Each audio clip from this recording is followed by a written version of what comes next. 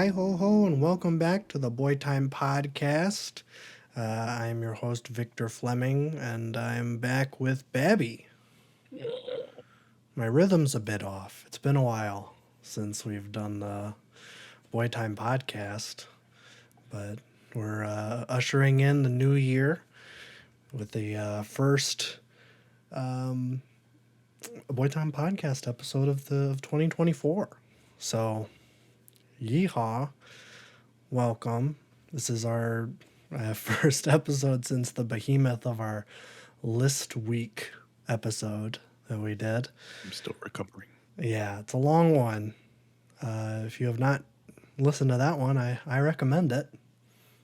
If you're curious on what our top movies and games and TV shows were of last year, and that's where you'll find all of those opinions. But enough about last year. We're going to get started on the new year. Now, there hasn't been a whole lot of stuff news-wise, I don't think, that really matters. But I thought that, might take a little bit of time. I was going to do this as a part of our list week episode, but that ended up being too long, so I had to cut it. And so we just moved it to this one. But I thought it would be interesting because I watched a lot of movies last year to kind of do a year in review and go through, I guess, I don't know, just look at my whole year and see what happened. So in total, I watched 106 movies in 2023. Average one movie every 3.44 days. I don't know if that's really of note, but I think, there was a period in like June or July where I was hardly watching any because I was very busy. And then recently I haven't watched as much as I'd wanted to, but I think I compensated for that really in the last week, and then there were some months peppered in. Maybe like during the Halloween marathon, watched a lot, but very scary. Which I do want to do another marathon here soon. I just need to think of what it's going to be. But so that's the total, 106. I think that's decently high. I've been seeing people who are like dedicated letterboxed influencers getting around 200. I think around that's average. I watched 7, so Okay. Well, that's fair. Just movies total. just movies total Okay, you watch 7 movies this year or Okay. last year, not this year. Okay. Well, on yesterday, as of us recording this, on the 1st of 2024, I watched 3 movies in one day. So you're gonna have to. I'm gonna beat your 7 pretty fast here, I think. But it was interesting. The first movie I watched in 2023 was Jean Dielman, the 4-hour artsy French feminist movie that won the Sight and Sound 2022 listing. And I ended it with Gone with the Wind, a 4-hour Civil War romance movie, which we will talk about because it made me very angry. I wrote a 4-paragraph review on Letterboxd on why this movie made me so angry. So And then you gave it 5 stars. I gave it 1 star. I gave an all-time classic, Gone with the Wind, 1 star, which might discredit me as a reviewer, but I'm going to go into why. There's been times before this that I think would warrant that. So I think you're going to defend me more when I go into absolutely. why, because it is. Oh yeah, for sure. It's appalling. So that is. I bookended the year with artsy movies or classics, I guess. I gave out 3 5-star movies. I think in this order, I think our which ones I think are best to worst. So that is Grave of the Fireflies, The Holdovers, and then Malcolm X. All of those are phenomenal. Holdovers was obviously my movie of the year. You should check out all of those if you can. They are very different vibes. Grave of the Fireflies is probably the saddest movie I've ever seen, and it's a Studio Ghibli movie. Malcolm X is a biopic, and Holdovers is kind of a heartwarming, I don't know, mentor student relationship. So very very different, but all of them phenomenal, obviously. Worst movie I watched, I gave out 2 half-star ratings on Letterboxd this year. The first one is Joshua and the Promised Land. I don't think I ever talked about this on the podcast, but I watched it. It's like this early CG Bible movie. Obviously, it's about Joshua and the Promised Land. I think it goes into like Moses. I think it's a Moses story, if I remember right. I watched it very, very early in the year. And I think the story is that it was created by one guy and it took him like 10 years to make. And it's god awful. Pun not intended, I guess. So I don't know. Check it out. The whole thing's on YouTube. I think it's like 45 minutes. Frankly, I don't know why it's on Letterboxd, but it is. So I gave it half a star.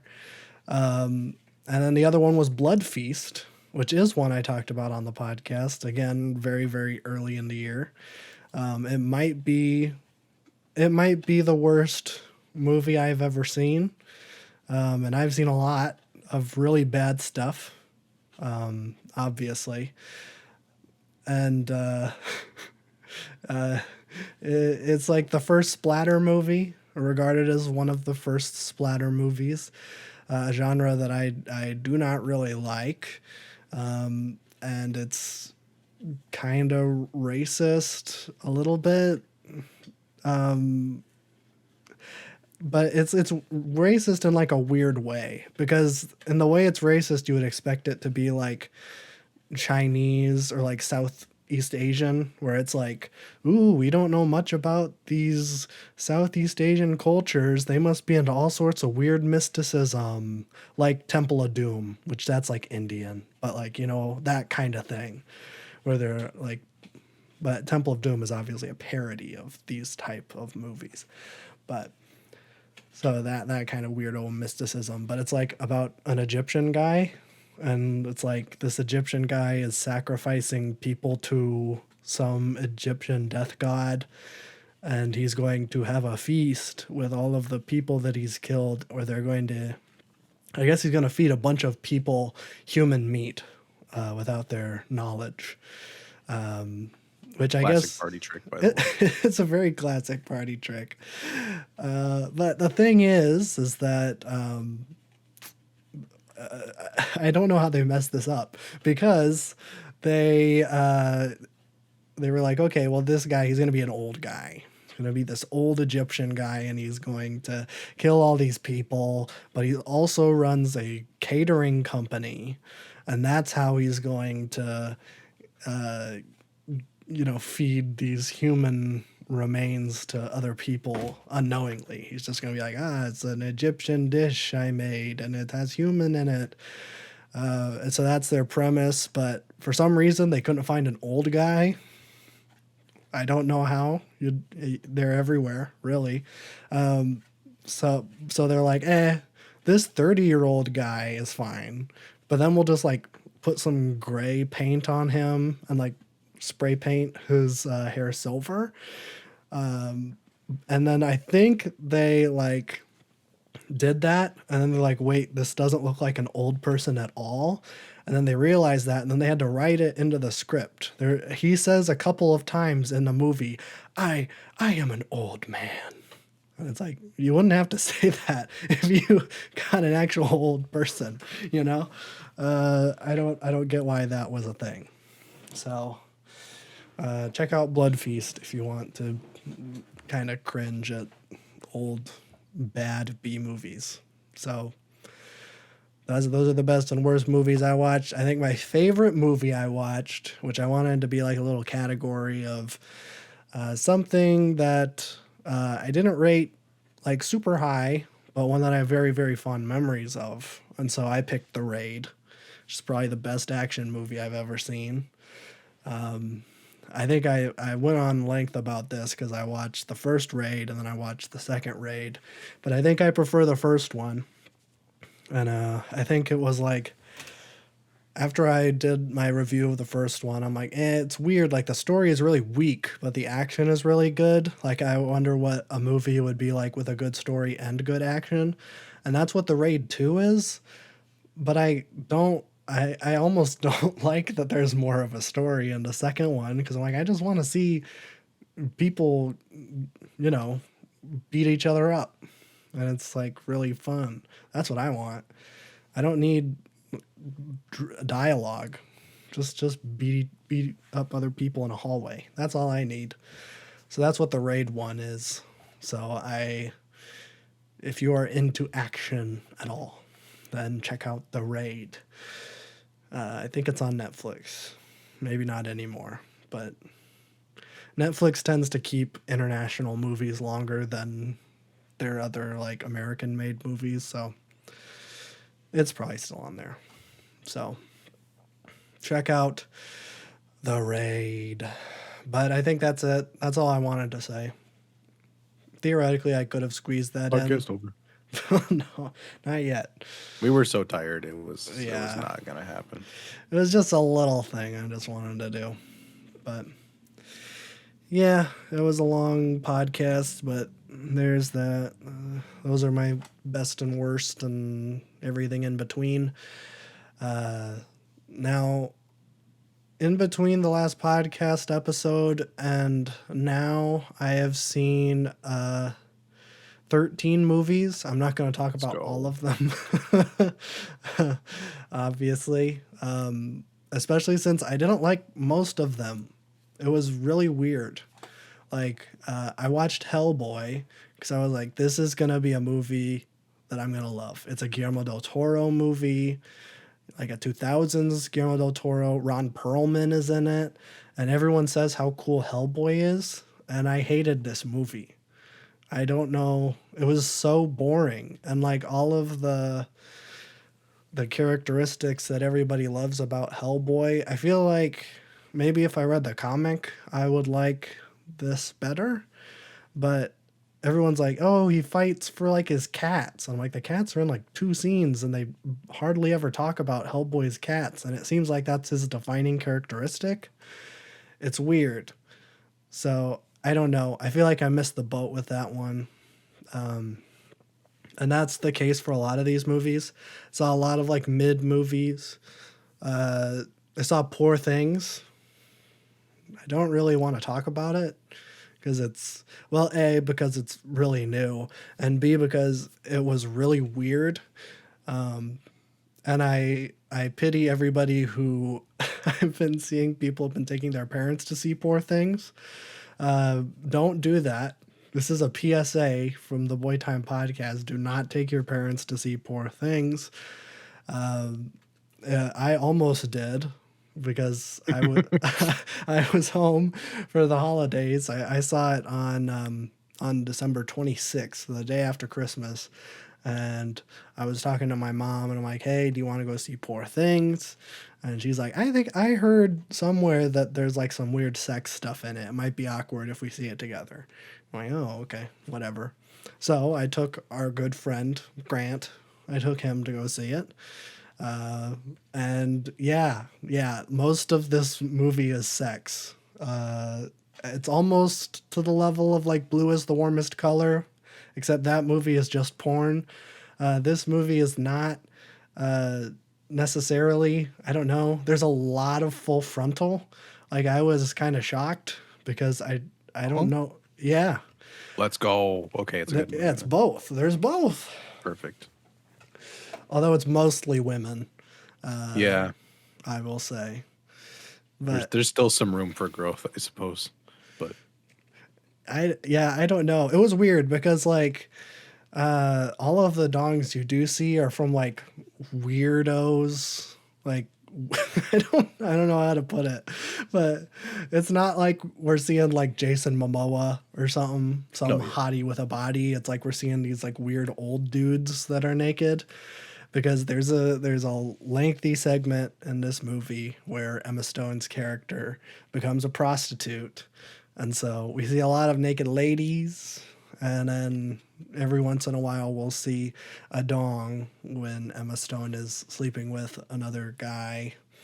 But yeah, it's weird. Like I've seen Emma Stone in a few things. I haven't seen her last collaboration with Yorgos Lanthimos, The Favorite.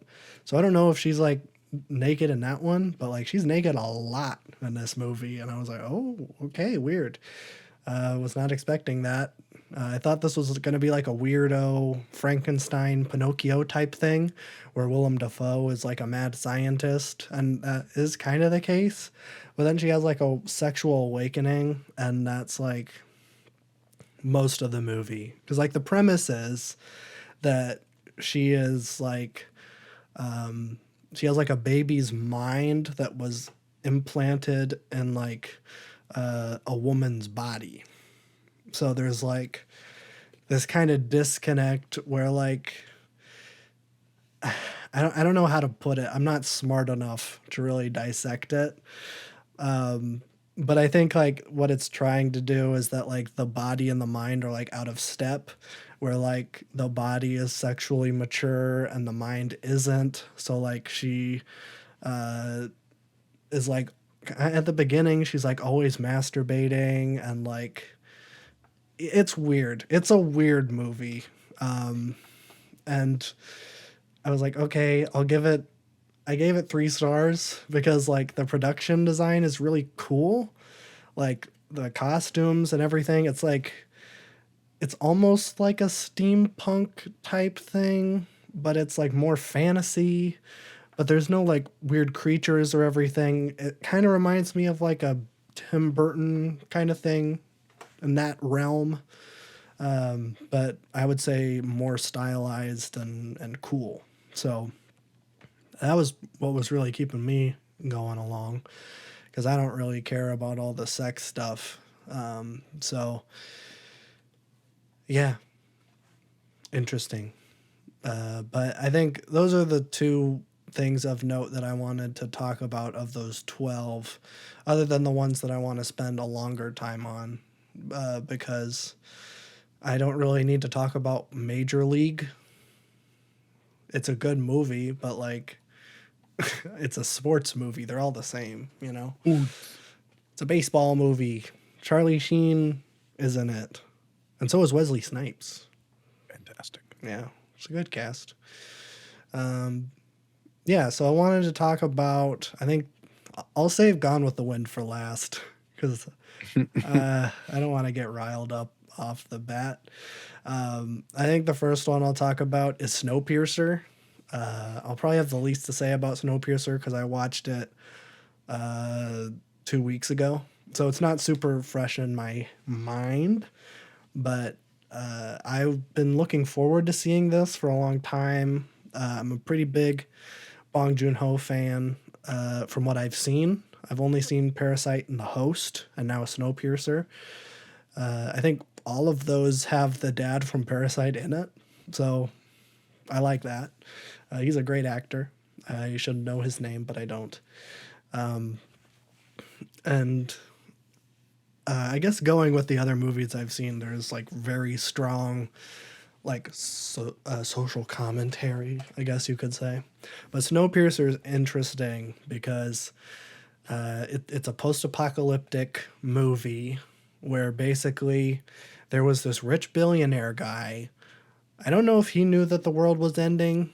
I don't remember how the world ends, but he's just like a crazy train guy, and he basically had a train railway set up that like I guess it took a whole year to go from the start to the end, and it's just a loop of the entire world.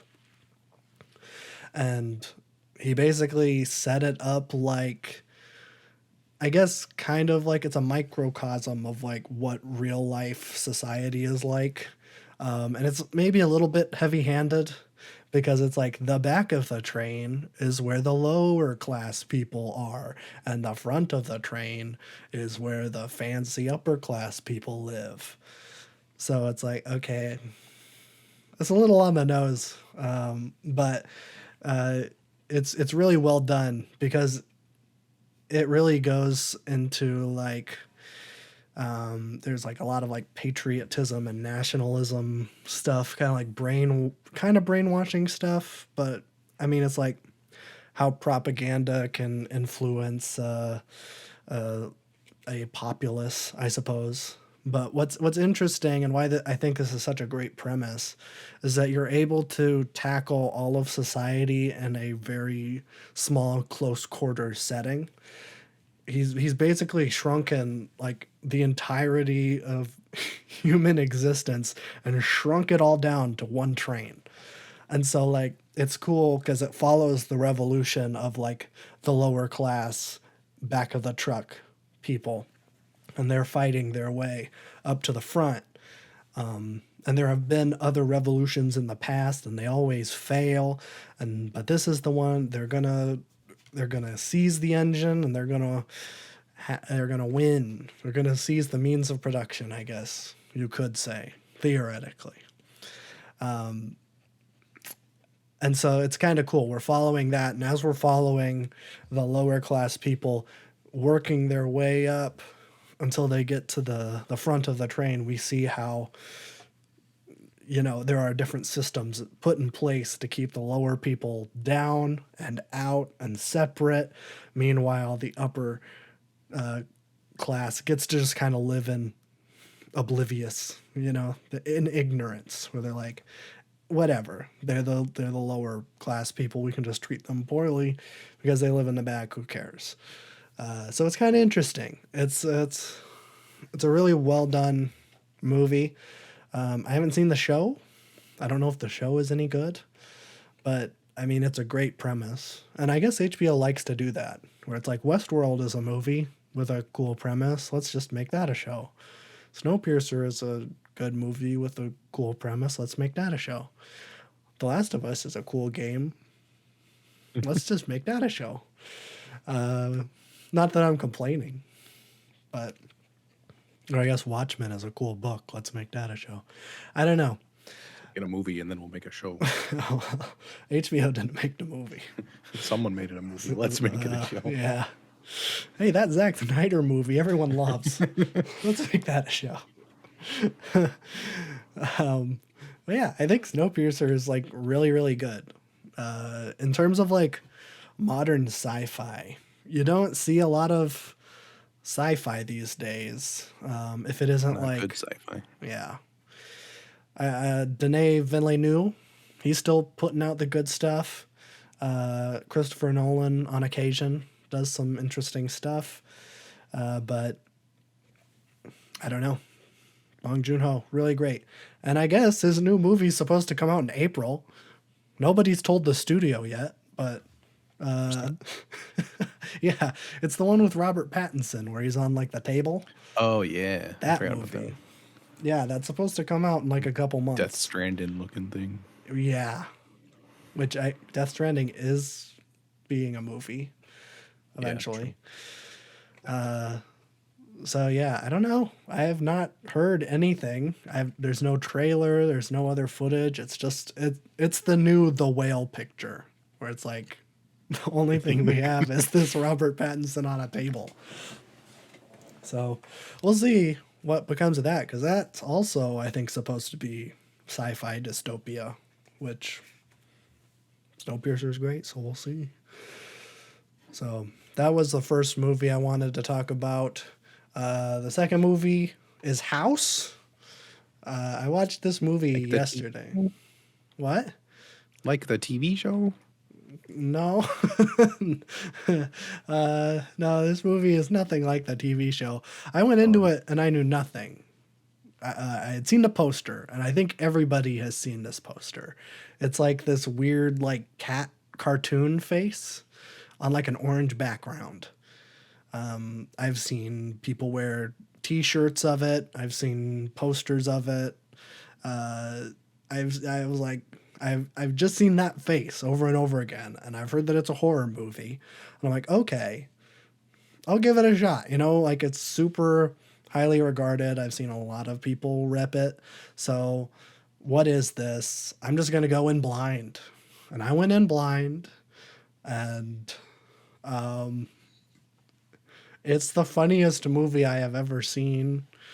I don't know. I think it's intentional. It's intentional in parts, and I think it's unintentional in other parts.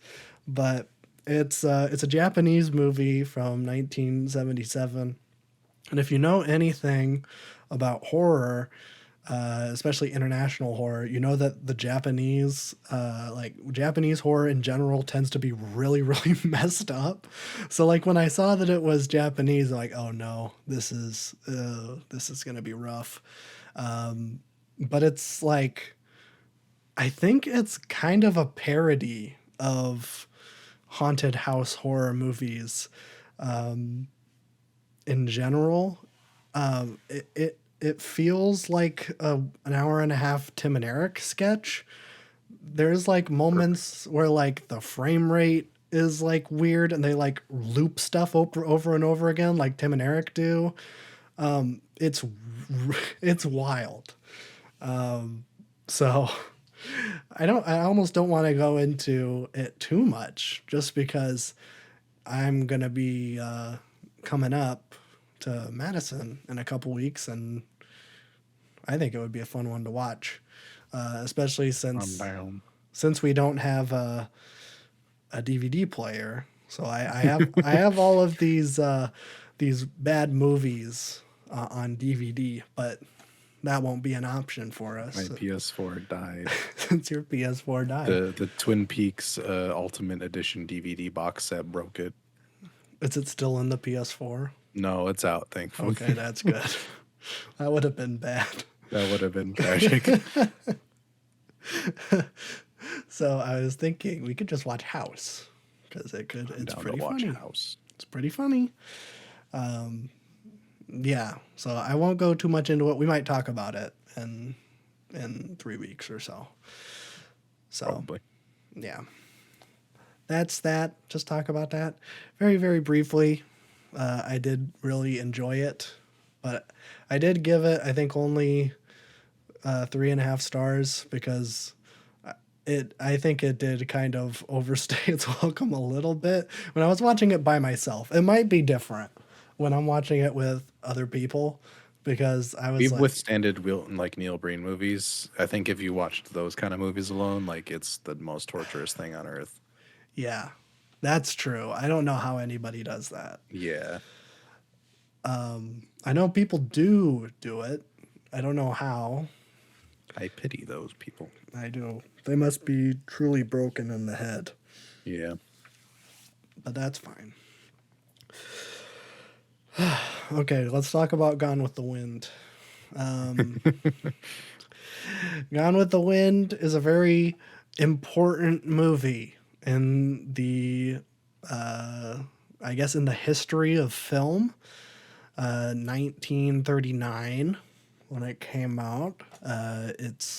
I think it is the highest grossing movie of all time when you account for inflation. It was an absolute smash hit when it came out. It won a bunch of Oscars. I think most notably, Hattie McDaniel won Best Supporting Actress, making her the first black actor to win an acting Oscar. I think that wouldn't happen again until I think the 80s or 90s. Like it took a long time for a black actor to win. Other black actors were nominated, but I think it took a long time for another black actor to win. So yeah, very, very big movie. Everybody's heard Frankly, My Dear, I Don't Give a Damn. Very, very famous. I thought that was the last line. It's not. I don't know why that's like if that's like a myth some sort of misconception where it's One like of them Mandelas. one of them. Well, I don't know. I think it just might be people who haven't seen the movie are like, Probably. it's the end of the. It is the end of the movie. But then like the Scarlett O'Hara, who is the who I guess is the main protagonist. She has like 3 or 4 lines after that. So yeah, not quite the closing line. It is a baller ass line in the context of the movie, um, which I guess we can talk about a little bit. But I guess the most important thing to talk about is the setting of Gone with the Wind. Now, do you know anything about Gone with the Wind? No. Okay. Gone with the Wind is a romance that takes place in the South during the Civil War. We're following the Confederate side here, which theoretically could be interesting, I guess. When I had heard that and that a black actress won for this role, I was like, oh, okay, interesting. They might be doing something subversive, even though it came out in the 30s. Maybe they did something that wasn't racist, but, and this is a big but, um, um, it is very blatant historical revisionism. Like it is, and that's the weirdest thing. When I finished this movie, I was so upset, and I was like, I need to figure out like what's the story, and I was like looking up because this film has 3 credited directors. None of them are from the South. One's from Philadelphia, I think one's from Chicago, and one's from California, which California, like west south, is very different than east south. I don't think, even back then, I don't think people in Southwest California were like waving Confederate flags. Because I don't know, that just doesn't I make don't any know. A lot of sense. stuff, weird stuff goes on in California. Yeah, yeah. So I was like, that doesn't make any sense. Why is everybody uh, in charge of this movie? Nobody's from the South, so why are they like trying to like portray the South in like a really righteous light? Like throughout the entire movie, they describe the Confederate, like funding the Confederate Army as like the noble cause. And Clark Gable's character, who's like the main romantic lead, the frankly, my dear, I don't give a damn guy, he's like he's kind of like a smuggler. They describe him as like a blockade runner, and he isn't like affiliated with the Confederate Army at all in the beginning. And he's just kind of like doing it for profit, but because he's in the South, like basically acting as a smuggler for the Confederates, he is like it's what in his best interest, I guess you could say. It's only like later in the movie, right as the South is like losing, he's like, I need to fight for what I believe in, and that is the Confederate cause. And he's like, there's like a triumphant fanfare of music. He's portrayed as a hero rushing into battle, and I'm like, this guy is fighting for racism, and the movie is celebrating that. Which I think we also need to talk about the portrayal of slavery in this movie, because it is gross. And I think offensive is too light a word, because it portrays all of the slaves in this movie as like more or less just like, oh, they're servants, you know, they're just like friendly, you know, we treat them well, and you know, we're all friends. And it's like, that's not what happened at all in real life. It was it's shocking, because like Hattie McDaniel's character, she plays Mammy, and she is like the house slave in the beginning of the movie, and then the movie kind of takes place before, during, and after the Civil War. I mean, it's 4 hours long, so they have the time. And for some reason, Hattie McDaniel like just stays being a slave. I don't know why.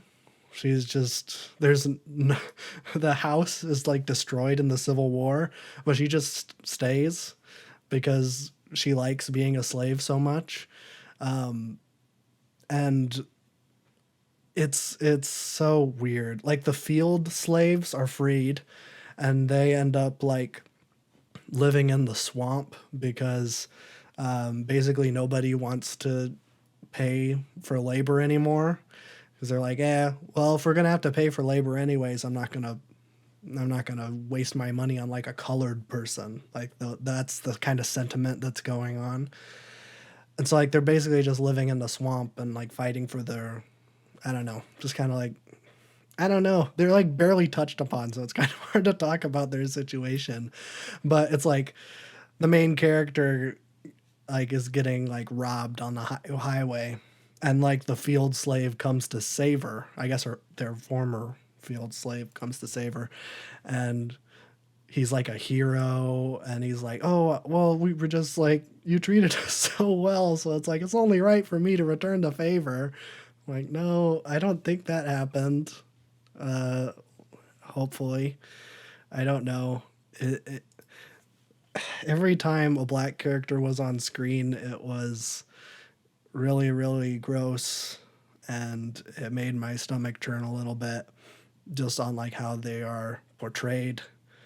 I will say it was like a step above like minstrelsy. That was about the level it was, where everybody was a stereotype. The interesting thing was Clark Gable was basically like, Mammy, she's like the only person in the world that like doesn't immediately respect me because of my money. And it's like I need to get her respect. Which I like, that's kind of interesting. You can do something with that, but this is a movie made in the 30s and they aren't going to do anything with that really. She's just going to come around once he works his boyish charms on her. Like, this is so weird. It's so weird and so gross. Like, everything about this movie was. I couldn't pay attention to any of the things it was doing because it was making me so mad how it was portraying this, especially given the time period. I mean, like, segregation was in full swing. And, like, I can't imagine, like, imagine, like, imagine you're like a black person in the South and you're hearing all of this buzz about this movie. It's the biggest movie of all time. And so you sit in a really crowded theater, it's really hot, and you're watching this movie and you have relatives that were slaves because at this point, like, maybe your parents or your grandparents were slaves. It's like not that far away. And like it's I can't imagine like sitting in this theater and watching this movie, and like you have to have heard stories about how it was for people and like seen the scars and everything. So it's like, You're also forgetting that it's the 30s and people still acted it this bad. So oh it's no, not like this is firsthand experience. This isn't yeah, even that's like true. That's true. Jim But Crow is still, you know. yeah, I mean, like people are getting lynched and stuff in the Yeah. 30s, and like that's true too. So it is like kind of weird that like, well, it's not weird. I guess it's expected, but it's just like I had heard so much buzz about this movie from contemporary people, not like, oh, I've heard that it's the biggest movie of all time. Like I've heard, you know, I've heard of its success and its critical reception at the time.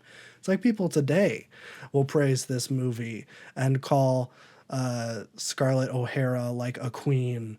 And I'm like, this is, I can't believe. Like, I seriously, that makes me question literally everybody I've ever heard that has said that this movie is worth watching. Because it is shocking. So, do not watch Gone with the Wind. I was going to. I was like, you know, it would be kind of interesting if I watched in between watching Gone with the Wind, I watch Birth of a Nation before. So I'm like, these are two big movies that like people in film schools still like show their students. Like Birth of a Nation is still a film school movie. I didn't watch it at my time in film school. Maybe if I stayed longer, I would have. But oh man, this movie made me so upset. I gave it 1 star because I couldn't bring myself to say that it was as bad as a Neil Breen movie. Because on a technical level, it's pretty good. Like, I mean, the costumes and stuff are all like time period appropriate. They really go all out to give Scarlett O'Hara the prettiest dresses in the world, which I guess is a positive and a negative from my perspective. And I don't know, it's really kind of impressive. There's like one shot, I think it's kind of famous, where most of the story takes place in Atlanta, and it's towards the ends of the Civil War, and the Union is sieging Atlanta. I'm not a Civil War historian, so I don't really know all of the specific battles, but I'm pretty sure there was a siege at Atlanta. I think the rest of the historical battles that they bring up did happen, so I have no reason to believe that this didn't. But there's a very famous scene. It's kind of similar to the shot in The Good, the Bad, and the Ugly, where it's like this long kind of dolly tracking shot where they zoom out and there's like this just giant like area of like all of these wounded and dying soldiers, which is impressive for the time. I honestly don't know what like the I don't like crane situation, I guess, would be these days, like a giant crane. Horse and buggy, I don't know. I don't know how they Model did it. TT. Pretty much. So I don't know how they do it. And it's like kind of impressive. I think I wrote in my review, let me see if I can pull it up. Yeah, the grand wide shot of hundreds of Confederate soldiers wounded or dead left me feeling pity for all of those suckered by this movie into believing the Confederate cause was a righteous one. That's yeah. I was very upset when I finished this movie. So, sorry to anybody that was expecting me to give a rave review of Gone with the Wind. I don't know if those people existed. Hey, do people even like nowadays like that movie? Yes. Yes. I have seen two like film review YouTubers that I respect and most other aspects give glowing praise for this movie and like urge people to see it these days and say like it is only 4 hours. Like it's not that bad. It flies by, which granted, it does. It does. It doesn't feel like that long, and it does have an intermission. So, to what it's worth, but it is, yeah. If people do talk about it these days, and it is weird. So, I don't know. I don't know how to close it, but I guess for reference, I did watch the original Godzilla yesterday, and I gave it 1.5 stars. So, I am firmly on record saying that the original Godzilla is better than Gone with the Wind. So, there's that. Also, I saw The Blob yesterday and I gave that 3 stars. Oh, Blob. That's a good movie. I think, well, I guess the special effects in The Blob are not believable because it is just strawberry jelly. But what's even more unbelievable is the fact that like a 40-year-old Steve McQueen is playing a high schooler. Well, that's how they did it. Wait, let me see how old he was. I don't know if he was 40. Okay, he was pushing, I think he was maybe early 30s. So, yeah, Yeah, he's playing a high schooler. Doesn't look like it at all. But The Blob's great. It has a killer theme song too. That's one thing that horror movies are missing these days is a really good theme song. It's like a Scooby Doo theme song. That's That's what what it feels saved the like. genre. I think so. Everybody's oh, that Exorcist believer was so bad. Should have had a groovy 50s style theme song. Would have been great. I recommend everybody listen to the Blob theme song. It was very delightful. I don't remember what I watched before it. I think The Blob was the first movie I watched yesterday. Um, and I was in a foul mood, if you will. And the opening The credits Blob cheered started. me up. It did. It did. It was delightful. It was this fun, like, I don't. It was kind of like monkeys esque, that kind of music. Yeah. It was fun. It was fun. So check out the Blob. Pretty fun. Pretty fun movie. I can't say too much about the remake. There was a remake in the 80s. It's written by Frank Darabont. So that's something, but I have not seen it. So I will eventually because I've heard it's pretty good. But that's it. That's all I want to talk about with movies. I don't know what I'm going to do next week. I'm just kind of coasting by. Skrrr. I'm skirting around. I'm having a good time. I'm in between things, so I have nothing but time. I'm Boy time. boy time. Yeah, I might come up with a schedule for a marathon that I'll announce next week. So that'll give me something to do while I'm looking for jobs and places to live. But until then, I'm going to throw it on over to Babby for his segment of the show. Yay. I don't think there's been any new music that I've listened to yet. It's the Oh, beginning of the year. Um, things are happening, I guess, but nothing is like out yet. Uh, I think Playboy Cardi has been dropping some loose singles, what? except he's not putting them on streaming, and I haven't gone through the effort of looking them up on YouTube. So I'm a really good music reviewer, guys. I really stay on the tip top of things. Um, I think Jid also released a freestyle yesterday, which What? I also hasn't listened to yet. My thing is like if it's not on a streaming service, it takes me like a lot to like go out of my way to like look it up on YouTube because then if I like it, I can't listen to it. Oh, But I think Playboy Cardi should be dropping soon in the month of January, I'd imagine. I think Jid's gonna be dropping soon.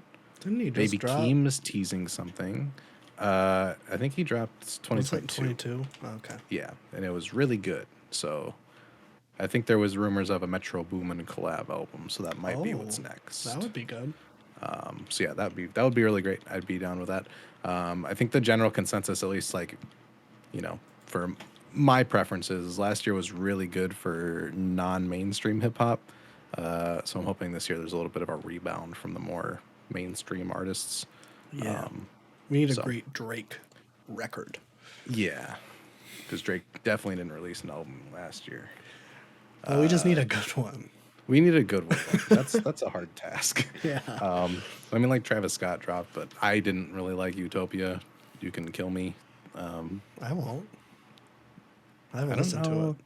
There wasn't really any big hip hop like mainstream releases I was into last year, but I'm hoping this year we get some Jid. I think Denzel Curry's doing. He's chit chatting. He said there's a lot of stuff coming this year.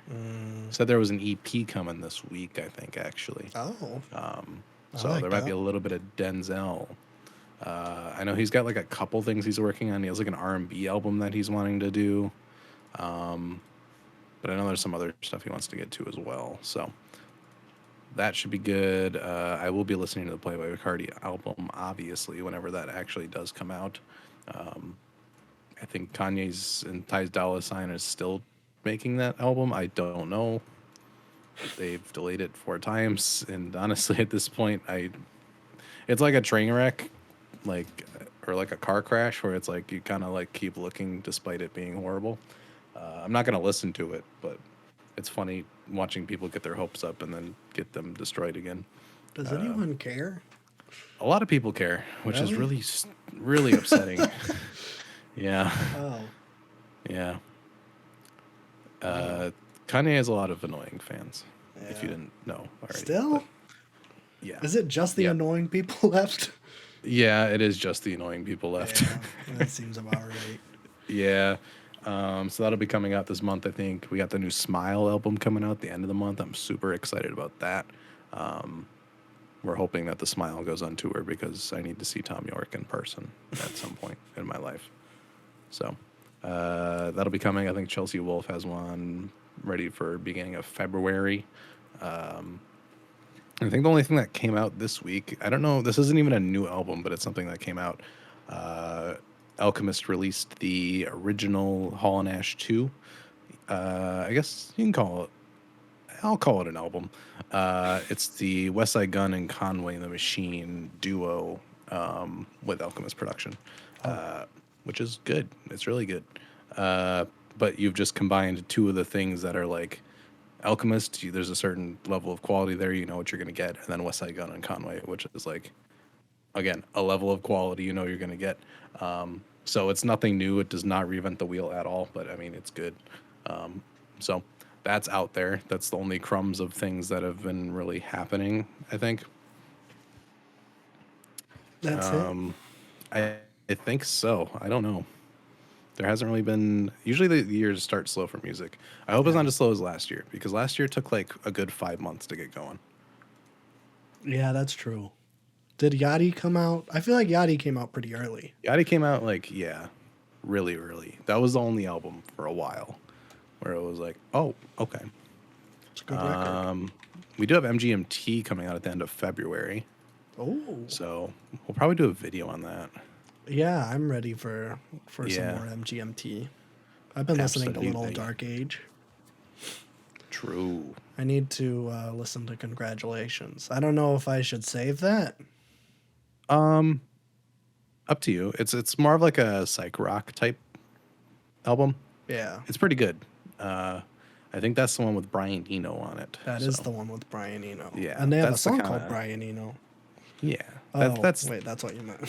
that's it's that kind of vibe. It's good. Yeah, yeah. But that's a Scooby Doo song. Yeah, it sounds like a Scooby Doo song. But the new singles for the new album are pretty good. I really like Bubblegum Dog. It gives me Brian Eno vibes. It's quirked up psych rock. I So need to listen. I have not heard either of the sequels. Although I yeah, could just wait.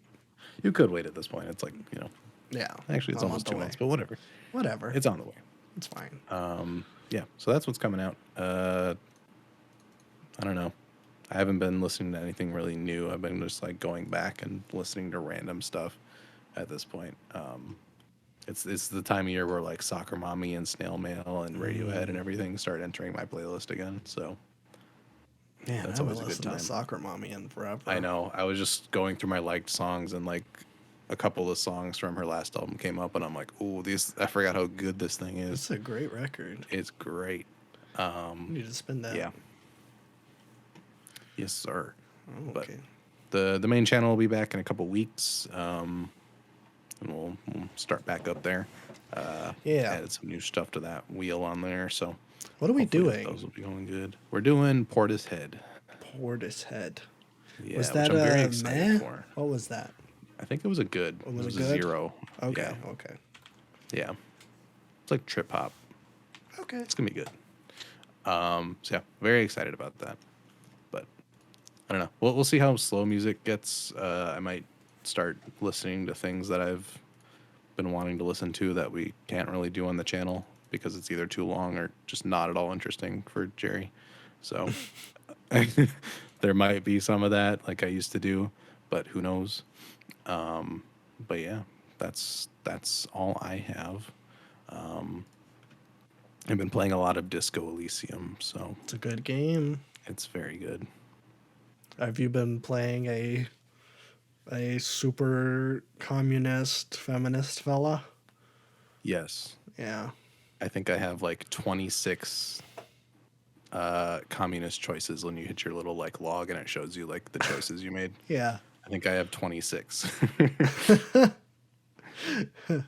That's fun. It's very good. So I'm hoping we can probably just do like a boy time. What are we calling it?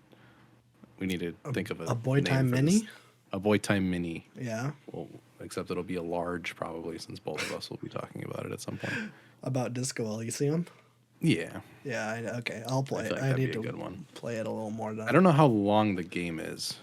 So, I've heard it's not too long, but it's one of okay. those that it's like, because it's not so long, it makes you You want to can like go replay it. back and, Yeah. I there's a already lot of want to different go back. options. So, Yeah, yeah. No, I have 14 hours in it, so I should be beating it within the next month, I would think. I think so. There's also like a collage mode. I don't know what that is. I think that's new. Yeah. I'm not sure. That was part of the Final Cut thing or whatever. Yeah. But yeah, we'll do a very in-depth discussion on that once we both finish it, because I'll have a lot of things to say. I'm sure. Yeah, but very good. I think that's it.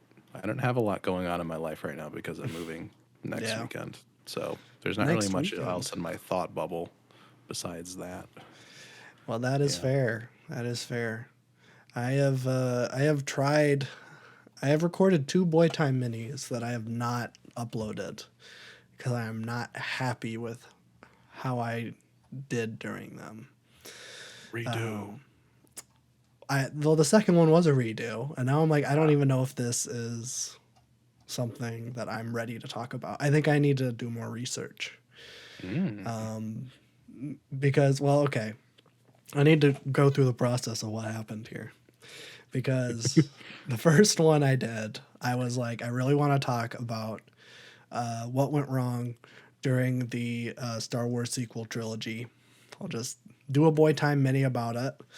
And I was recording it, and then for some reason, I got really hooked on, well, okay, how do you make a good sequel? Let's talk about Shrek 2. And so then half of that Boy Time What mini was happens me when no talking. one else is on the podcast? I know. So I just got stuck. Half of that Boy Time mini about the Star Wars sequel trilogy was about Shrek 2. I'm like, can it? That the whole point of these is that it's supposed to be more focused. And I just went off on like a really long tangent. And so then I sat down again and I'm like, okay, let me get the Shrek 2 thing out of the way. Let me just do a Boy Time mini on why it's a perfect sequel. And then I did it. And then I was like trying to be like, okay, well, this is how you don't do a sequel. But then I couldn't think of any that I have seen, like specific examples of like sequels I have seen that were not great compared to the first one. And I kind of panicked and I'm like, it didn't really work. So what I think I need to do is I need to watch some good sequels and bad sequels. And then if I'm going to do that, have a more complete kind of vision and repertoire on what I can draw on. Repertoire. But Yeah, I did the same thing when I was writing for my other segment because I'd go on a tangent and then be like, this is not relevant at all. Why am I writing this? And then I'll overthink it and then I'll miss like a crucial detail and then I'll get mad at myself and then I won't touch it for like 4 days. yeah, that's my problem. So I need to do some more research. I don't know. We'll see. The thing that kind of sucks is that I feel like my best stuff concerning Shrek 2 was during that first Boy Time That's mini. true. We did go, yeah. Yeah. We also yeah, went into it on the list video. we did. So, Which is why I wanted to give it its whole thing. yeah. Like, okay. But yeah, it was kind of weird because I went home for the holidays and my mom listened to that List Week podcast and she's like, you really convinced me. I need to see Shrek 2. I've never seen Shrek 2. And She hasn't seen Shrek 2. that's what I'm saying. And I was like, wait, how did you? I just recorded that. And that was at that time I had recorded the first one that I did. I'm like, how? Wait, did I talk about Shrek 2? I just recorded something. I haven't uploaded it. about Shrek 2. And it's like, yeah, you talked about it on your list week episode. So I forgot about that entirely. But yeah, she has seen I Shrek thought about 1. a lot of things in that. So Yeah, we did. So it's kind of hard to remember. But yeah, I don't know. I don't know what I'm going to do for Boy Time Mini. I have some ideas, but right now I'm just going to keep on keeping on for now. I have too many things to think about in my life, like the Beatles used to say. yes, I'm a real Beatles head. we love the Beatles here. We do. We do. Their last music video was the best music video I've ever seen. With CGI John Lennon and George Harrison. It's lovely. Gotta love it. But yeah, I think that'll do it for this Boy Time podcast episode. A very short episode, but that's okay. It's the first one of the year. It's There's the not a lot of first. stuff going on right now. No. I might go see Godzilla -1. I did see the original, and so I might go see the new one. See the first one and the last one, because there's not going to be any more Godzilla movies after -1. That's the last one. They will never make another one. They definitely will not make one with King Kong and Godzilla running alongside each other. Really funny. I was thinking about this while I was watching the original Godzilla. King Kong came out in 1933, and Godzilla came out in 1954 from opposite sides of the planet. Yeah. Why are they working together now? Is it just because they're big monsters? I think so. It's like take two IPs and just squish them together because they're like, ooh, big monster movie. But they're very different. They are. Is King Kong racist? Riddle me this. It has some very questionable undertones, I would say. Yeah. I mean, it's 30s America. Is it Yeah. about the Jews? Or about African people because it's a monkey? I don't know. Yeah, I feel like There's something. there's a lot of tension going on in that Yeah. movie. Yeah. It's kind of weird to pair that with Godzilla, which is all about the follies of nuclear experimentation. Yeah, So I don't know. we really export the best, don't we? It's really weird. It's weird. Godzilla's Japanese, and it's very clear that it's like it is American H-bomb testings in the ocean that caused Godzilla to rise from the ocean and attack Japan. This is not on the nose at all. And it's like now Godzilla punches a big ape and shoots a laser and You've is it destroyed all South Korea? symbolism from my boy. Yeah, which I think the new one does. This -1 does, but from what I've heard, I cannot speak to it personally. Maybe next week I can, but we'll see. I definitely won't be seeing it in the best possible experience. I will be seeing it in my little small town theater. So, not the IMAX experience that everyone else is seeing it in. But until then, this has been the Boy Time Podcast, and we are signing off.